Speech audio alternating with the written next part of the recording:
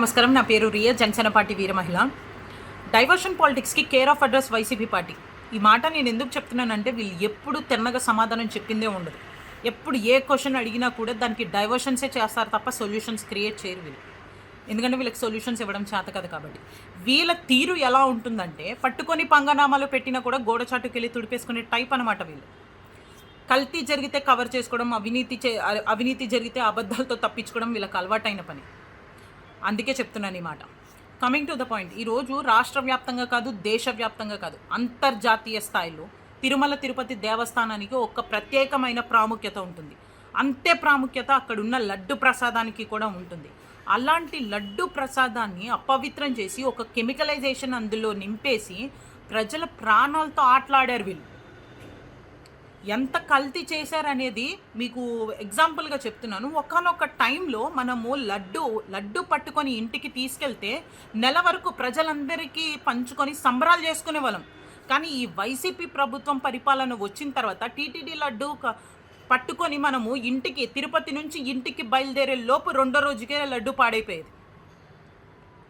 అసలు ఈ లడ్డు, తిరుపతి తిరుమల దేవస్థానం లడ్డు విషయంలో ఒక ఆవు లేదు, నెయ్యి లేదు, పాలు లేవు, డైరీ లేదు, ఇలాంటి ఆర్గానిక్ ఐటమ్స్ అన్నీ తీసేసి ఒక కెమికల్స్ తీసుకొచ్చి ఆ లడ్డూని ఒక సింథటిక్ నెయ్యితో లడ్డు తయారు చేసేసి దాన్ని అపవిత్రం చేసి పడేశారు. నాకు తెలియక ఒక విషయం అడుగుతున్నాను. అసలు మన పురాతనాల నుంచి ఎంతో సాంప్రదాయాలతో నిండి ఉన్న తిరుమల తిరుపతి దేవస్థానాన్ని అలాంటి వాటిని టచ్ చేయకూడదు మనం. మీరు దాంట్లో ఒక పాయిజన్ ఆఫ్ కెమికల్స్ తీసుకురావడానికి మీరెవరు? అసలు టీటీడీలోకి కెమికలైజేషన్ ఎలా వచ్చింది? వీటికి సమాధానం చెప్పండి. అసలు మీకు ఎవరిచ్చారు దాన్ని కెమికలైజేషన్ చేసే హక్కు? మీకు ఎవరిచ్చారు? మీరు అనుకుంటున్నట్టు అక్కడ నాయకులు, ప్రభుత్వము ఎవరో కనిపెట్టేలేదు ఇక్కడ ఏదో కెమికలైజేషన్ జరుగుతుంది, తప్పు జరుగుతుందని. అక్కడికి విచ్చేస్తున్న భక్తులు గమనించారు, అక్కడికి వస్తున్న ప్రజలు గమనించి నాయకులకి ఇన్ఫార్మ్ చేశారు. మళ్ళీ రిపీట్ చేస్తున్న, అక్కడికి విచ్చేస్తున్న భక్తులు, ప్రజలు అది గమనించి నాయకులకి ఇన్ఫార్మ్ చేశారు. ఆ స్టేట్మెంట్ తీసుకొని సిబిఐకి అప్పగించడం జరిగింది. మీరు ఇలాంటివి గమనించాలి, ఖచ్చితంగా గమనించాలి. అక్కడ నెయ్యి కల్తీ జరిగిందని క్లియర్ కట్గా చెప్తూ ఉంటుంటే మీరు బయటికి వచ్చి ప్రచారం వేరేలాగా చేసుకుంటున్నారే. మీ ప్రచారాలు ఎలా ఉంటున్నాయంటే, మేము స్ట్రైట్గా కల్తీ చేయలేదు, వేరే విధంగా కల్తీ చేసామన్నట్టు చెప్పుకుంటున్నారు మీరు. నాకు మీరు చేస్తున్న అసలు మీరు కల్తీ లేని పాలన ఏమందించారో చెప్పండి. మీ ప్రభుత్వ హయాంలో కల్తీ మద్యం అందించి రాష్ట్ర ప్రజల ప్రాణాలతో ఆటలాడారు. అందులో చనిపోయిన కుటుంబ సభ్యులందరినీ రోడ్డు మీదకి లాగేశారు. మీ పరిపాలన ఒక కల్తీయే.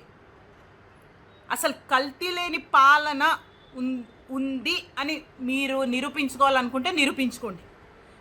నేను ఒకటే విషయం క్లియర్ కట్గా చెప్తున్నాను అందరికీ. వీళ్ళు చేస్తున్న కల్తీ కొలనం ఎంతో తెలుసా? 68 లక్షల కల్తీ నెయ్యి సరఫరా చేస్తే 250 కోట్లు అవినీతి జరిగింది.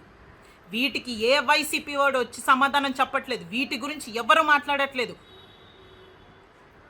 ముందు ప్రత్యేకంగా దీనికి సమాధానం చెప్పండి. Last and final point, YCP party వాళ్ళందరికీ చెప్తున్నాను, మీరు చేసిన కల్తీ అవినీతికి దైవంతో పెట్టుకున్నారు. దానికి ప్రతిఫలం కలియుగ ధర్మం మీ అందరినీ శిక్షిస్తుంది. ఖచ్చితంగా గుర్తుపెట్టుకోండి. జై జనసేన, జై హింద్.